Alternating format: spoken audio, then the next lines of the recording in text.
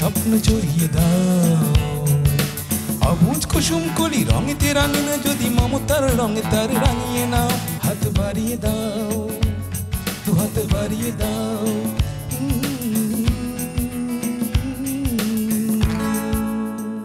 সুপ্রিয় দর্শক, আমন্ত্রণ জানাচ্ছি অটিজম এবং অন্যান্য প্রতিবন্ধিতা নিয়ে RTV নিয়মিত আয়োজন বার্জার পেইন্টস হাত বাড়িয়ে দিলাম অনুষ্ঠানে। আর আপনাদের সাথে আছি আমি সৈয়দা মুনিরা ইসলাম। দর্শক, যেসব অর্থবোধক ধ্বনির মাধ্যমে মানুষ মনের ভাব প্রকাশ করে থাকে তাকে ভাষা বলে। ভাষা হলো যোগাযোগের অন্যতম প্রধান মাধ্যম। তবে সবার মধ্যে কিন্তু কথার বিকাশ ঘটে না। বিশেষ চাহিদা সম্পন্ন অনেক শিশুই আছে যাদের মধ্যে কথার বিকাশ ঘটে না, যার জন্য যোগাযোগের ক্ষেত্রে তাদের মারাত্মক সমস্যার সম্মুখীন হতে হয়।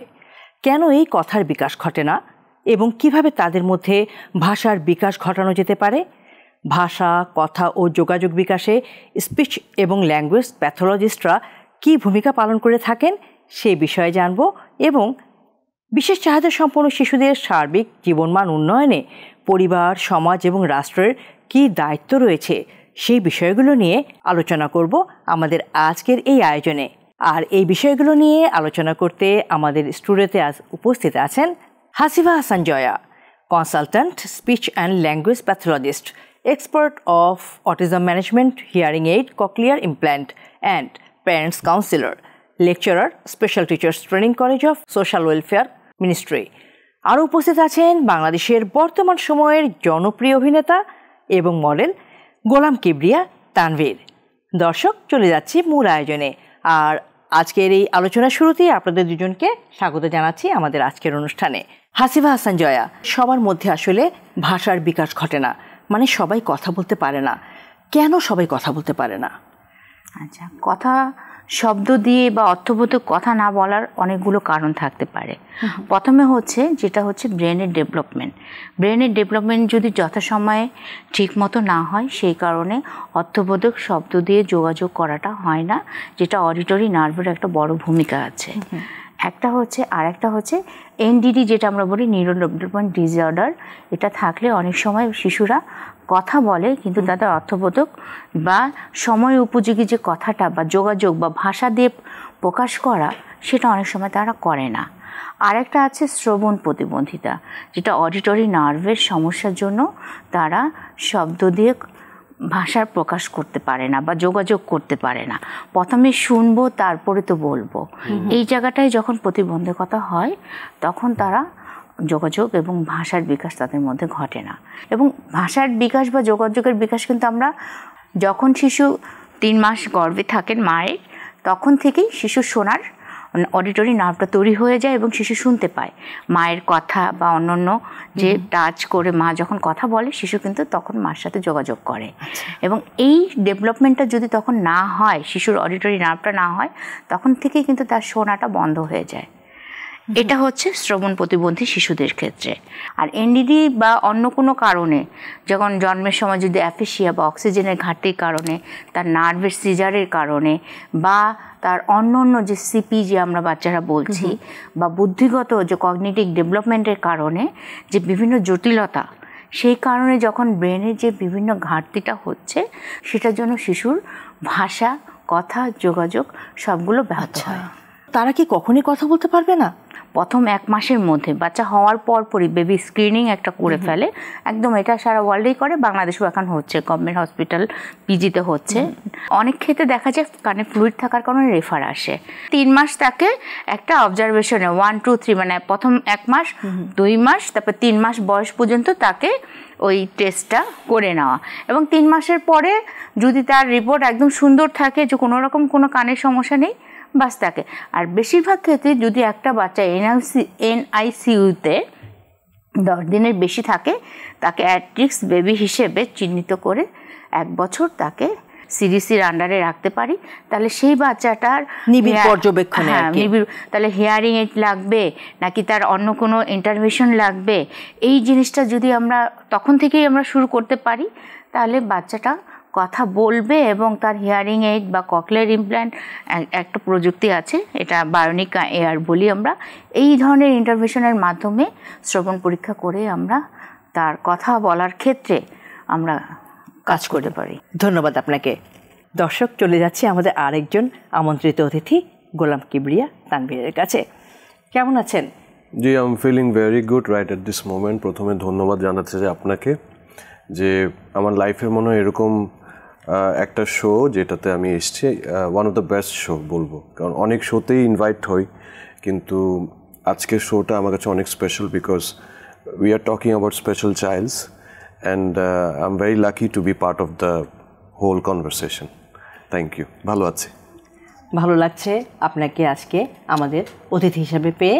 আর আমি জানি আমাদের এই বিশেষ সাহায্য সম্পন্ন শিশুদের আপনি ওদেরকে অনেক ভালোবাসেন এবং তাদেরকে নিয়ে আপনার খুব ভালো ভালো কিছু অভিজ্ঞতাও আছে। আমি সেই বিষয়টাই জানতে চাই। আমরা সবাই আসলে কম বেশ জানি যে এই স্পেশাল চাইল্ড কারা, বা অনেকে হয়তো বা জানি না, but we are in the process to make everyone know যে কেন তারা স্পেশাল।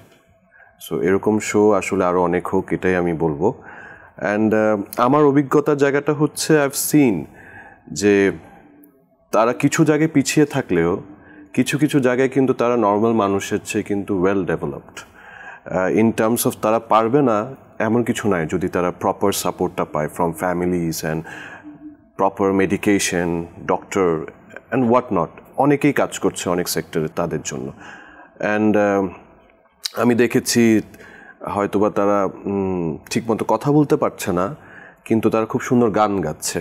আমি দেখেছি হয়তোবা অনেক কঠিন একটা অঙ্ক সলভ করতে গেলে আমাদের মতো নর্মাল যারা মানুষ আছি আমাদের জন্য অনেক হার্ড হয়ে যায়, কিন্তু খুব ইজিলি তারা সর্ট আউট করে ফেলতে পারছে। That's why they are special. এমনি এমনি কিন্তু স্পেশাল নামটা কিন্তু স্পেশাল তাদেরকে বলা হয় না, দে আর স্পেশাল। কিন্তু যেটা দরকার সেটা হচ্ছে তাদের সাপোর্টটা দরকার। কারণ অনেকে জানে অনেকে জানে না, তারপর বলছি আমাদের ব্রেন তো ছোটোবেলা থেকে ডেভেলপড হয় আস্তে আস্তে, রাইট? তো ওদেরটা কোনো একটা জায়গায় গিয়ে হয়তো ফুললি ডেভেলপড হয় না, বা তাদের মতো করে ডেভেলপড হয়। এজন্যই তারা হয়তো বা আমাদের মতো করে নর্মাল না, that's why they are special. But I believe তাদের মধ্যে যা আমি দেখেছি অনেক রকমের ধরেন প্রতিভা আছে তাদের মধ্যে, সেটা বিকশিত করার জন্য আসলে they need the help of the world. And আমার কাছে মনে হয় যারা সাপোর্টটা পায় তারা অনেক মিশুক হয়, তারা মিশতে পারে। ইটস নট লাইকলি যে আপনি একটা স্পেশাল চাইল্ড আমাদের থেকে অনেক ডিফারেন্ট। স্পেশাল চাইল্ডরা আসলে আমাদের মতোই, এবং তারাও কিন্তু খেলতে চায়, মিশতে চায়, নর্মাল মানুষদের মতো বাচ্চাদের সাথে আসলে ইন্টারঅ্যাক্ট করতে চায়। হয়তোবা আপা বলছিল যে ভাষাটা তাদের ডিফারেন্ট, বা তারা আসলে কমিউনিকেশন স্কিলটা তাদের হয়তোবা ডেভেলপড হয় খুব দেরিতে, বা হয়তোবা অতটা ডেভেলপড হতে পারে না due to all the circumstances they face. But একটু সাপোর্ট দিলে আসলে তারা কিন্তু আমার মনে হয় নর্মাল শিশুদের মতো করে বেড়ে উঠতে পারবে। এবং অ্যান্ড আই বিলিভ তারাও এই সমাজে একটা ইম্প্যাক্টফুল একটা অবস্থান তারা ফেলতে পারবে। আপনার কি মনে হয় যে আমাদের সচেতনতার লেভেলটা কি সেই মাত্রায় পৌঁছেছে যেখানে আমাদের প্রত্যেকটা বিশেষ সাহায্য সম্পন্ন মানুষ তার যোগ্য সম্মান, তার যোগ্য অধিকার, তার যোগ্য মর্যাদাটা পেতে পারে? ডেফিনেটলি আমরা অনেক এগিয়ে গেছি, আমাদেরকে আরও এগোতে হবে। আর এতটুকুই বলবো যে আগে আমাদের ফিল্ড থেকেও কিন্তু আমরা অনেকভাবে চেষ্টা করি, যদি আমাদের নাটক, সিনেমা, গান এর মাধ্যমে যদি আমরা আরও মেসেজগুলোকে ছড়িয়ে দিতে পারি, I will be very happy. এবং অনেক স্কুলস এসছে, অনেক রকমের বাচ্চাদের নিয়ে কাজ করছে, অনেক হসপিটালস এসছে, অনেক এক্সপার্টস এসছে। ডেফিনেটলি সচেতনতা বেড়েছে, এবং এটাকে আরও এগিয়ে নিয়ে যেতে হবে যাতে আমরা আসলে প্রত্যেকটা ঘরে ঘরে সচেতন নাগরিক তৈরি করতে পারি, যাতে তারা বোঝে যে this is not a curse. অনেকে অনেকভাবে আসলে নেগেটিভভাবে আসলে দেখে, আসলে নেগেটিভভাবে দেখার কিছু নাই। আমি হয়তোবা বললে অনেকে হার্শভাবে নেবেন, আই এম ভেরি সরি। এটাকে আসলে যতটা পজিটিভলি আমরা গ্রহণ করতে পারবো ততটাই পজিটিভিটি আসলে আমরা সমাজে ছড়াতে পারবো। এবং তারা আসলে আমাদের উপর ডিপেন্ডেন্ট সামহাও। যদি ডিপেন্ডেন্ট না হতো তাহলে কিন্তু ডেফিনেটলি তাদেরকে নিয়ে এভাবে চিন্তা করতে হতো না, তারা তাদের রাস্তা নিজেরা তৈরি করতে পারতো।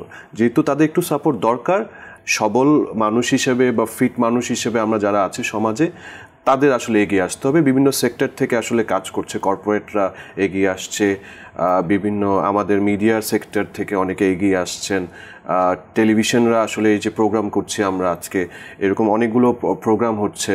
সো এইগুলোর ধারাবাহিকতা আসলে আরও বাড়াতে হবে। ডেফিনেটলি উইল সামওয়্যার যারা আসলে পিছনে কাজ করছি স্পেশাল চাইল্ডদেরকে নিয়ে, definitely they will reach to their goal. অসংখ্য ধন্যবাদ আপনাকে। হাসিফা হাসান জয়া, নিউরো ডেভেলপমেন্টাল ডিসঅর্ডারে যে শিশুরা রয়েছে তাদের ভাষার বিকাশে আসলে স্পিচ অ্যান্ড ল্যাঙ্গুয়েজ প্যাথোলজিস্টরা কী কাজ করেন, উত্তরটা নেব তার আগে নিয়ে নিচ্ছি ছোট্ট একটি বিরতি। দর্শক, অটিজম এবং অন্যান্য প্রতিবন্ধিতা নিয়ে RTV নিয়মিত আয়োজন বার্জার পেইন্টস হাত বাড়িয়ে দিলাম অনুষ্ঠানের এই পর্যায়ে নিয়ে নিচ্ছি ছোট্ট একটি বিরতি। ফিরব কিছুক্ষণের মধ্যেই, আমাদের সঙ্গে থাকুন।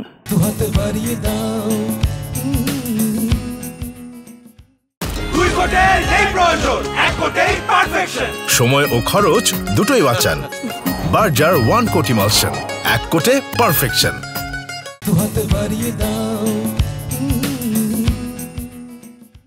সুপ্রিয় দর্শক, বিরতি শেষে আবারও সবাইকে আমন্ত্রণ জানাচ্ছে অটিজম এবং অন্যান্য প্রতিবন্ধিতা নিয়ে RTV নিয়মিত আয়োজন বার্জার পেইন্টস হাত বাড়িয়ে দিলাম অনুষ্ঠানে। আর সাথে আছে আমি সৈয়দা মুনিরা ইসলাম। দর্শক, আবারও ফিরছি আলোচনায়। হাসিফা হাসান জয়া, আমরা বিরতিতে যাওয়ার আগে যে প্রশ্নটি আপনার কাছে রেখেছিলাম যে নিউরো ডেভেলপমেন্টাল ডিসঅর্ডারে যে শিশুরা রয়েছে যাদের ভাষার বিকাশটা সেভাবে হয়নি, তাদের ভাষা ফিরিয়ে আনতে স্পিচ এবং ল্যাঙ্গুয়েজ প্যাথোলজিস্টরা কী কাজ করেন? প্রথমে আমরা যেটা করি অ্যাসেসমেন্ট করি। অ্যাসেসমেন্টটা হচ্ছে তার ভাষার লেভেলটা কি বা তার যোগাযোগের লেভেলটা কি, এবং কথাটাও হচ্ছে সে কী ধরনের কথা দিয়ে যোগাযোগ করছে।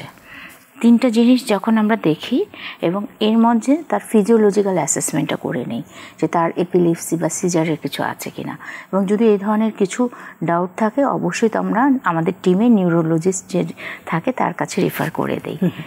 সেকেন্ড হচ্ছে একজন সাইকোলজিস্টের কাছেও আমরা করি যদি তার বয়স 10-এর উপরে বা 7-এর উপরে হয়, কারণ অনেক সময় বাচ্চারা চাইল্ড ডিপ্রেশন থেকেও অটিজমের একটা সিমটম দেখা যায় যেটা আমাদের আসলে আনঅ্যাটেন্ড থাকে, কারণ ফ্যামিলি এনভায়রনমেন্ট একটা বড় এনভায়রনমেন্ট।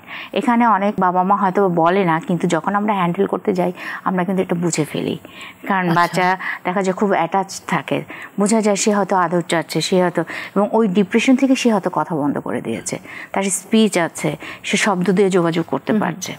আচ্ছা, এই সব ক্ষেত্রে অ্যাসেসমেন্টগুলো করতে আমাদের কখনো 2 থেকে 3টা সেশন আমরা নেই।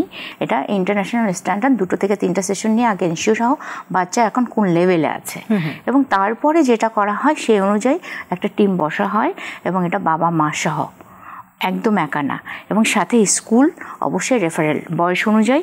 এখন 2 বছর 1.5 বছরের বাচ্চাকেও প্রি কেয়ার স্কুলে দেওয়া হচ্ছে যেন তার সোশ্যালাইজেশনটা থাকে, এবং এটা ইন্টারন্যাশনাল নিয়ম আছে 5 থেকে 6-এর আগে কোনো বাচ্চাকে লেভেলে ফেলা যাবে না। এই বাচ্চা ADHD, এই বাচ্চা ASD, হ্যাঁ তার সমস্যা আছে আমি জানলাম, আমার একটা নোটে রাখলাম, কিন্তু বাবা মাকে ট্যাগিং করে দেওয়া মানে বাবা মাটাই যাওয়া। এর জন্য আমরা যেটা বলি যে হ্যাঁ বাচ্চাটার এই ঝুঁকিটা আছে, আপনি এখন দ্রুত আমাদের সাথে টিম আপ করে কাজ করুন। টোটালি আমরা যেসব সংগঠনগুলোতে আছি আমরা এইভাবে কাজ করছি ভাষার বিকাশের জন্য। আপনার নিউরো ডেভেলপমেন্ট ডিসঅর্ডার বাচ্চা বা বুদ্ধি প্রতিবন্ধী বাচ্চা, ডাউন্স বাচ্চা, এইভাবে। শিশুরা তো জন্ম নিয়েই কথা বলে না, সেক্ষেত্রে আপনার নবজাতক শিশু তার ভাষার বিকাশ সঠিক হচ্ছে কিনা মা বাবা কীভাবে বুঝতে পারবেন? প্রথম যোগাযোগ আমাদের যেটা যদি আমরা বলি কান্না, সে যখন ক্ষুধা লাগবে কান্না করবে, তার যখন ডিসকমফোর্ট হবে সে কান্না করবে। আবার যখন 3 মাস বয়স থেকে সে যখন বাবার গলা মার গলা বুঝতে পারবে সে তখন হাসবে, স্মাইল, এটা কিন্তু যোগাযোগ। এবং এরপরে সে যখন আস্তে আস্তে মানে 8-9 মাসে যাবে, সে বাবাকে বাবা, মাকে মা, দাদাকে 10 মাসের মধ্যে মোটামুটি 300 শব্দ সে ভান্ডার একটা করে ফেলে, মানে বাবলিংয়ের মাধ্যমেই সে আইডেন্টিফাই করে। 12 মাসের মধ্যে সে মোটামুটি তার প্রয়োজনীয় শব্দগুলো সে বলতে চায়, বলতে পারে।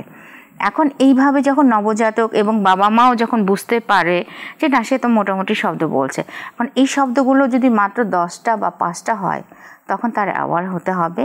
তখন যেটা হয়েছে ওই যে সাইকোলজিক্যাল অ্যাসেসমেন্ট বা হিয়ারিং অ্যাসেসমেন্ট বা আমাদের কাছে আসা, আরেকটা হচ্ছে অবশ্যই হিয়ারিং টেস্ট এবং আই স্ক্রিনিংটাও করতে হবে। যে মানে ওই যে বললাম আপনার সেন্সরির 2টো জিনিস আমাকে ইনশিওর করতে হবে, সে তার চোখে কতটুকু দেখছে, কানের অডিটরি নার্ভের তার, কারণ অনেক সময় দেখা যায় যে মিডিল ইয়ারে ঠান্ডা জমে আছে, মিডল ইয়ারে যদি ঠান্ডা জমে থাকে তাহলে ঠিকমতো সে শুনবে না, এবং এটার জন্যই যেটা হয়েছে আইডেন্টিফিকেশনে যেতেই হবে। নবজাতক শিশুর ক্ষেত্রে কত মাস বয়সে এই হিয়ারিং টেস্টে যেতে পারে মা বাবা? এটা জন্মের পর থেকেই একজন ENT বিশেষজ্ঞের কাছে গেলে তাদের মাধ্যমেই যদি যাওয়া যায় যে হ্যাঁ আমার এরকম সন্দেহ হচ্ছে স্যার আমাকে বলেন, তখন ওনারা রেফার করে দেবে। অনেক ধন্যবাদ আপনাকে, আবারও ফিরবো আপনার কাছে। তানভীর, আমরা চাই আমাদের বিশেষ চাহিদা সম্পন্ন শিশুদের সবাই খুব ইতিবাচকভাবে তাদেরকে গ্রহণ করুক, তাদের যে প্রতিভাগুলো আছে সেই প্রতিভাগুলোকে সবাই মূল্যায়ন করুক। আমরা কিন্তু একটা স্লোগান প্রচার করি, প্রতিবন্ধী মানে প্রতিভাবন্ধী নয়, আসলেও কিন্তু তাই। তো সেটা করতে গেলে আসলে আমাদের কি করণীয়, সমাজের কি করণীয়, রাষ্ট্রের কি করণীয়? আপনার জায়গা থেকে, আপনি একজন শিল্পী, সেই জায়গা থেকে শিল্পীদের কি করণীয় যদি আমাদের দর্শকদের উদ্দেশ্যে বলতেন। ব্যক্তিগতভাবেই শুরু করতে হবে আমাদের, তারপরে সমাজ, তারপরে রাষ্ট্র। প্রথম জিনিসটা হচ্ছে ঘর থেকে, তারপর হচ্ছে আমার নেইবার, তারপর হচ্ছে আমার এলাকা। সো আমরা আসলে যত বেশি সচেতন করতে পারবো বা আমরা নিজেরা সচেতন হব এই বিষয়গুলোতে, তাদের সমাজে একটা অবস্থান যদি আমরা তৈরি করতে পারি, কাউন্টেবিলিটি যদি আমরা ক্রিয়েট করতে পারি, তাহলে আসলে আরও যারা মাদার অ্যান্ড ফাদার্স আছে, প্যারেন্টস আছে, তারা আসলে উৎসাহ পাবে। আমার মনে হয় অনেক ক্ষেত্রে তারা নিরুৎসাহিত হয়ে বাচ্চাদেরকে নিয়ে বের হতে পারে না, তাদের হয়তোবা তাদের সোশ্যাল স্ট্যাটাসে হয়তোবা কোনো সময় আঘাত লেগে যায়, হ্যাঁ, এই ভয়তে তারা লুকিয়ে রাখে, এগুলো হয়, আমিও দেখেছি। বাট এই নেগেটিভিটিগুলোকে আসলে ছাপিয়ে অনেক প্যারেন্টস আছে যারা আসলে প্রাউড ফিল করছে, তাদের বাচ্চাদেরকেই আসলে সামনে নিয়ে আসছে, ফেস করছে সোসাইটি। আমি hats off to the parents definitely আমার জায়গা থেকে। এভাবেই আসলে প্যারেন্টসদেরকে এগিয়ে আসতে হবে, এভাবেই আসলে ফ্যামিলিদেরকে এগিয়ে আসতে হবে। Family should definitely support their own child, তারপর তো সমাজ, তারপর রাষ্ট্র। এবং এইভাবেই আসলে প্রতিটা সেক্টর, প্রতিটা মানুষ যদি আমরা কাজ করি, ডেফিনেটলি স্পেশাল চাইল্ড যে সম্মানটা নিয়ে এই পৃথিবীতে বাঁচবার, তারা সে সম্মানটা নিয়ে বাঁচবে। আমরা যদি সমাজের দায়িত্বের কথা বলি, সেখানে আসলে আপনি কি বলবেন? আরও বেশি অ্যাওয়ারনেস ক্রিয়েট করা দরকার, এবং তাদেরকে নিয়ে যদি আমরা আরও বেশি সোশ্যালাইজ হতে পারি, তাদেরকে নিয়ে যদি আমরা আরও বেশি ধরেন বিভিন্ন ইভেন্টস যদি আমরা অর্গানাইজ করতে পারি, তাদেরকে যদি আমরা আরও বেশি সমাজের সাথে কানেক্টেড করাতে পারি, তাদের প্রতিভাগুলোকে আমরা যদি বের করে নিয়ে আসতে পারি, কেউ ভালো গান গাইতে পারে, বা হয় না যে নর্মাল একজন বাবা মা চিন্তা করছে আমার মেয়ে বা আমার ছেলে গান গাইবে, আই বিলিভ যদি ওরা সাপোর্ট পায় তারাও ভালো গান গাইতে পারবে। আই হ্যাভ সিন, আমার নিজের চোখে দেখেছি, হ্যাঁ, কত পারফেক্টলি তারা আসলে সুর, লয়, তাল নিয়ে আসলে পারফর্ম করে। ইভেন আপনার সাথেই কথা বলার সময় জানতে পেরেছি যে তারা খুব এনজয় করে র্যাম্প ওয়াক, হ্যাঁ, প্রফেশনাল মডেলসদের সাথে হাঁটছে। So they are into it, যেটাতেই ইন্টারেস্ট থাকুক না কেন, আমার মনে হয় যে সেটাতেই আসলে তাকে মনোনিবেশ করতে দেওয়া উচিত। সেক্ষেত্রে আসলে আমাদের সবার দায়িত্ব রয়েছে, তাই না? ডেফিনেটলি। ইদানিং তানভীর, আমরা যারা স্পেশাল বাচ্চাদের মা বাবা আছে, আমাদেরকে হার্ট করছে সেটা হচ্ছে প্রতিবন্ধী শব্দটাকে খুব নেতিবাচক অর্থে ব্যবহার করা হচ্ছে। কথায় কথায় আরে ও তো একটা অটিস্টিকের মতো কথা বলছে, ও তো একটা প্রতিবন্ধীর মতো চলছে, আরে একটা প্রতিবন্ধী নাকি তুমি? এই যে বিষয়টা আসছে, আপনি এই বিষয়ে কি বলবেন? আসলে এটা কতটুকু যুক্তিযুক্ত এই ধরনের শব্দকে এরকম নেতিবাচক অর্থে ব্যবহার করা? উত্তরটা নেব বিরতি থেকে ফিরে। দর্শক, অটিজম এবং অন্যান্য প্রতিবন্ধিতা নিয়ে RTV নিয়মিত আয়োজন বার্জার পেইন্টস হাত বাড়িয়ে দিলাম অনুষ্ঠানের এই পর্যায়ে নিয়ে নিচ্ছি আরও একটি ছোট্ট বিরতি। কিছুক্ষণের মধ্যে ফিরব, আমাদের সঙ্গেই থাকুন।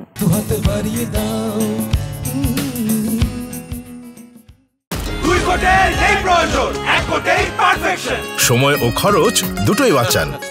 বার্জার 1 কোটি ইমালশন, 1 কোটে পারফেকশন।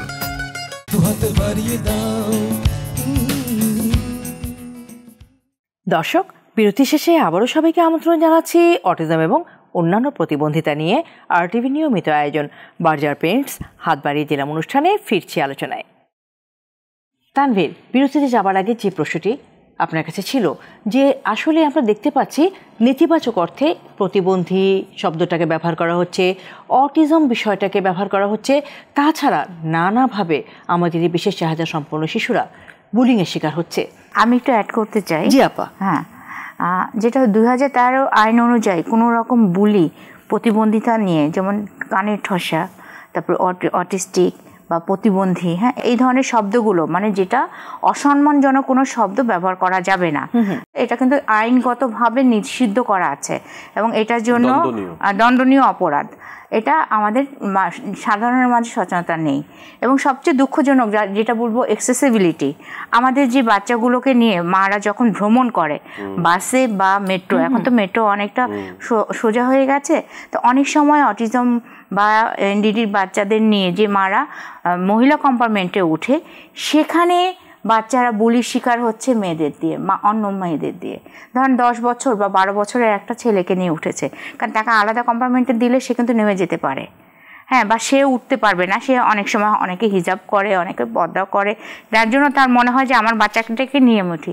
কিন্তু এই যে সচেতনতা, এবং সবাই হয়তো বলে যে না, বাচ্চাটার সমস্যা আছে, এই বাচ্চাটাকে তুমি মানে তোমরা অন্যভাবে নিও না। সেটাই তানভীর, আসলে এই যে নেতিবাচক আচরণ, এই যে অভিজ্ঞতাগুলো হচ্ছে আমাদের বিশেষ চাহিদা সম্পন্ন ব্যক্তিদের এবং হচ্ছে তাদের পরিবারের অভিভাবকদের, এটা কতখানি কাঙ্ক্ষিত? ভেরি স্যাড, মানে আই উড সে অনেক কষ্টদায়ক ডেফিনেটলি। কারণ ওই যে বললাম না, আমাদের প্রতিটা ব্যক্তির মধ্যে আসলে সচেতনতাটা আসলে লাগবে। মানে এটা না হলে তো আসলে সমাজ চেঞ্জ করতে পারবো না। এবং তারা যে একটা সমাজের অংশ, সেটা যদি আমরা ভুলে যাই তাহলে তো সমাজ এগোবে না। সো আসলে ওইটাই বেসিক জিনিস। দেখেন, আইনও করা হয়েছে, আইনের প্রয়োগটা তো দরকার। আমি খুব স্ট্রংলি বলতে চাই যে এই আইনের প্রয়োগ হোক, এখানে মার্সি করার কোনো স্কোপ নাই। আর যারা এই কাজগুলো করছে তারা তো বুদ্ধিসম্পন্ন। এক্স্যাক্টলি, এই জন্যই বলছি, তো এই জন্য ওদেরকে মার্সি করার কোনো স্কোপই নাই। ফাইন করা দরকার হলে ফাইন করা হোক। ওই ব্যক্তি যেই পানিশমেন্টে আসলে রাষ্ট্রীয়ভাবে আছে, আমি এক্স্যাক্টলি বলতে পারি না, বাট দণ্ডনীয় অপরাধ যদি হয়ে থাকে তাহলে definitely punishment must be done. তা না হলে আমার মনে হয় না শেখানো সম্ভব হবে, প্রথম কথা। কারণ যার উপর দিয়ে যায় সে বুঝে, তাই না? এবং এরকম একটা সিচুয়েশন ক্রিয়েট হচ্ছে, এখন মা কি ছেলেকে রেখে ট্রাভেল করবে? এটা তো পসিবল না। ওর যদি পসিবল হতো উনার, তাহলে সেটাই করতো, কাউকে ডিস্টার্ব করতো না। সো এই সব জায়গা থেকে আসলে আমাদের আরো বেশি সামাজিক হওয়া উচিত। হ্যাঁ, আমরা সমাজে থেকেও অসামাজিক, এটা মানুষের প্রতি মানুষের কি ব্যবহার হওয়া উচিত সেটা আসলে শিখতে হবে, এবং সেটার জন্য পরিবারের শিক্ষাটা অনেক ইম্পর্টেন্ট। আপা চমৎকার বলেছেন, সত্যিই তাই, যে একজন মানুষ কি আচরণ করবে, কি কথা বলবে না বলবে, এটা হচ্ছে অবশ্যই পরিবার থেকে বেশি দরকার, এটা আসা দরকার। তানভীর, আমরা বলে থাকি চলচ্চিত্র, নাটক এগুলো হচ্ছে সমাজের দর্পণ, তাই না? আমাদের সমাজের যে অসঙ্গতিগুলোর কথা সেটা তুলে ধরি, জীবনের যে সুন্দর অংশগুলো আছে সেই বিষয়গুলো তুলে ধরি, আমাদের পারিবারিক যে সুন্দর সম্পর্কের যে বিষয়টা, টানাপোড়েনের বিষয়টা সবই কিন্তু উঠে আসে আমাদের চলচ্চিত্রে, নাটকে। বরঞ্চ আরো বেশি অ্যাওয়ারনেস ক্রিয়েট করার মতো নাটক হওয়া উচিত, সিনেমা হওয়া উচিত, গান হওয়া উচিত, ঠিক আছে? যেখানে হয়তোবা মায়ের মমতা, স্পেশাল চাইল্ডের প্রতি কেমন হওয়া উচিত, মানুষের ভালোবাসা কেমন হওয়া উচিত প্রেজেন্ট করতে পারবো। তাছাড়া আমি অনেকভাবেই আসলে জড়িত ওয়েলফেয়ারনেসের সাথে, এবং আমি মনে করি যে আমার এই অংশগ্রহণগুলো খুব ছোট ছোট। তো আমার পক্ষে যদি সম্ভব হয় ভবিষ্যতে আমি হয়তোবা বড় স্কেলে তাদের পাশে দাঁড়াতে চাই, যদি স্কোপ হয়, আপনারা যদি আমাকে সুযোগ করে দেন, প্ল্যাটফর্মটা যদি ক্রিয়েট হয়, definitely I love to work for them. এতটুকুই প্রমিস করে যেতে পারি আজকে যে আমি সবসময়ই তাদের ওয়েলফেয়ারের জন্য আসলে ভাবি, এবং ভবিষ্যতে যদি সুযোগ হয় নাটক সিনেমার মাধ্যমে, I will be the first one to say yes. অসংখ্য ধন্যবাদ এত সুন্দর একটা প্রতিশ্রুতি দেওয়ার জন্য। থ্যাংক ইউ আপা। আমরা দেখেছি যে আমাদের যারা বাক এবং শ্রবণ প্রতিবন্ধী শিশুরা রয়েছে তাদেরকে হিয়ারিং এইড ব্যবহার করতে আপনারা অ্যাডভাইস করেন। এই হিয়ারিং এইডটা আসলে কিভাবে ব্যবহার করবে, কখন প্রয়োজন পড়বে একজন বাক এবং শ্রবণ প্রতিবন্ধী শিশুর? যেটা হয়েছে, প্রথমে হিয়ারিং টেস্ট করার পরে তার শ্রবণ ক্ষমতা কতটুকু আছে সেটা মাপার পরে, যেমন তার যদি মাইল্ড বা মডারেট থাকে বা সিভিয়ার লেভেল থাকে, তখন তাকে হিয়ারিং এইড দিয়ে কথা শেখানোর ট্রায়াল দেওয়া হয়। এবং তার যদি কথার বিকাশটা, যোগাযোগ বিকাশ এবং ভাষা বলতে তার নিজের এক্সপ্রেসিভ যে ল্যাঙ্গুয়েজ যেটা আমরা বলি, সেটা যদি সুন্দরভাবে হয়, তাহলে আমরা আর ককলিয়ার ইমপ্ল্যান্ট হচ্ছে আরও একটু হায়ার প্রযুক্তি, যেটা অপারেশনের মাধ্যমে একটা ডিভাইস অডিটরি নার্ভের, মানে আর্টিফিশিয়াল ককলিয়ার ইমপ্ল্যান্ট করে দেওয়া হয় ব্রেনের সাইড অডিটরি নার্ভে। তখন কি সে শুনতে পারে এবং কথা বলতে পারে? অলমোস্ট মানে আমরা যদি বলি 99% বা 96% শোনার অ্যাবিলিটি তার জন্য হয়, কিন্তু ওটা শুধুমাত্র সিভিয়ার টু প্রোফাউন্ড লেভেলের ক্ষেত্রে। শুধু ককলিয়ার ইমপ্ল্যান্ট করলেই যে শুনতে পারবে এটা তো ডেফিনেটলি, কিন্তু কথা বলার ক্ষেত্রে তার স্পিচ থেরাপি বা এভিটি, যেটা অডিটরি ভার্বাল থেরাপি, সেটা যদি তার মানে আমরা যদি বলি 6 থেকে 5 বছরের মধ্যে এভিটিটা নেয়, তাহলে সে খুব সুন্দর করে আমাদের মতোই কোনো রকম তার কোনো ভাষার মানে কোনো পার্থক্য বা ডিফারেন্স থাকবে না, কারণ ওটা তার বডি পার্টস, মানে অডিটরি নার্ভ তার বডি পার্টস, আর্টিফিশিয়াল অডিটরি, কাজে তার ভাষার কোনো পার্থক্যটা থাকবে না। আর হিয়ারিং এডের ক্ষেত্রেও তাই, যদি আমরা যত দ্রুত হিয়ারিং এড দিয়ে তার সাথে এভিটি করব, মানে থ্রো লিসেনিং সে শুনছে এবং বলা শিখছে, এবং উভয় ক্ষেত্রেই অডিটরি ভার্বাল থেরাপিটা দিতে হবে। হ্যাঁ, দিতে হবে, এবং সেটা হচ্ছে তার হিয়ারিং লেভেলের উপরে। হিয়ারিং এড দেওয়া হলো, তার ককলিয়ার ইমপ্ল্যান্ট কমপ্লিট হলো, তারপর অডিও ভার্বাল থেরাপি যেটা সেটাও আপনারা দিচ্ছেন। এরপরও দেখা যাচ্ছে তাদেরকে ইশারা ভাষায় কথা বলতে হচ্ছে, এটা কেন? অনেক ক্ষেত্রে যেটা হয়েছে, হিয়ারিং এইড দেওয়ার পর তার দেখা যাচ্ছে বাচ্চার আদার্স কোমরবিডিটি যাচ্ছে, হয়তো বা অটিজম থাকতে পারে, হয়তো বা ADHD থাকতে পারে, বা অনেক সময় ফিজিওলজিক্যাল সমস্যা থাকতে পারে, মানে হিয়ারিং এইডটা তার সহ্য হচ্ছে না, সাউন্ড ফ্রিকোয়েন্সি, অডিটরি নিউরোপ্যাথি আছে, বা অনেক সময় সার্জিক্যাল কোনো প্রসিডিউরে তার ফেসিয়াল নার্ভের কোনো সমস্যা হয়েছে বা ভেস্টিবুলার সমস্যা হয়েছে, মানে যদিও সরি আমি এগুলো একটু মেডিকেল টার্ম, কিন্তু একটু জানা দরকার সবার। এবং যেটা হয়েছে যে এই সমস্যাগুলোর কারণে তাকে এভিটি এবং স্পিচ থেরাপির আওতায় আনলেও দেখা যায় তার যোগাযোগ বা ভাষাগত বিকাশটা পিছিয়ে যায়। টোটাল কমিউনিকেশনের ক্ষেত্রে তখন ইশারা ভাষাটা চলে আসে, আর ইশারা ভাষার মাধ্যমেই আমরা তখন, তবে স্পিচ ল্যাঙ্গুয়েজ প্যাথোলজিস্টরা জেড চার্টটা এবং পিকচার কমিউনিকেশনটা বেশি ব্যবহার করি, আর ইশারা ভাষাবিদরা একদম টোটাল ভাষাগত ল্যাঙ্গুয়েজ ব্যাকরণগত যে স্ট্রাকচার, গ্রামাটিক্যাল স্ট্রাকচার, সেই ইশারা ভাষা ব্যবহার করে। তার মানে ইশারা ভাষা সবার জন্য না, যারা কিনা এগুলোর পরেও অন্যান্য কোমরবিডিটিস থাকবে তাদের জন্য ইশারা ভাষাটা। অসংখ্য ধন্যবাদ, চমৎকার করে বুঝিয়ে বলেছেন। আমরা অনুষ্ঠানের একেবারে শেষ পর্যায়ে চলে এসেছি। আমাদের দর্শকদের উদ্দেশ্যে একটি মেসেজ আপনি দেবেন এবার। সবার জন্য বলবো যে যত দ্রুত আপনার শিশুকে কানের পরীক্ষা করাবেন এবং বিশেষজ্ঞের সাথে যোগাযোগ করে তার কানের অবস্থা, চোখের অবস্থা এবং ভাষার বিকাশ, যোগাযোগের দক্ষতা এবং কথার দক্ষতা কতটুকু আছে, এবং একটা আপনার শিশুকে লেগে থাকুন, আপনার শিশুর পিছনে আপনার মূল্যবান সময়টা দিন। আপনার শিশু আপনার বোঝা হবে না, আপনার শিশু আপনার শক্তি হবে। আমাদের বিশেষ চাহিদা সম্পন্ন জনগোষ্ঠীর উদ্দেশ্যে এবং আমাদের সাধারণ দর্শকদের উদ্দেশ্যে আমাদের জনপ্রিয় অভিনেতা তানভীর কি মেসেজ দিতে চায়? প্রথমে থ্যাংক ইউ দিব RTVকে আমাকে এরকম একটা আয়োজনের সাথে রাখার জন্য, এবং আমার মেসেজ এটাই হবে, চলেন আমরা আমাদের স্পেশাল বাচ্চাদেরকে নিয়ে একটা নতুন বাংলাদেশ গড়ি। ওদেরকে বাদ দিয়ে আমাদের নতুন বাংলাদেশ করা সম্ভব না। সো এটাই হবে আমাদের মেসেজ, যে সামনের বাংলাদেশ সবাইকে নিয়ে গড়ব। অসংখ্য ধন্যবাদ তানভীর, আপনি চমৎকার একটা মেসেজ দিলেন আমাদের দর্শকদেরকে।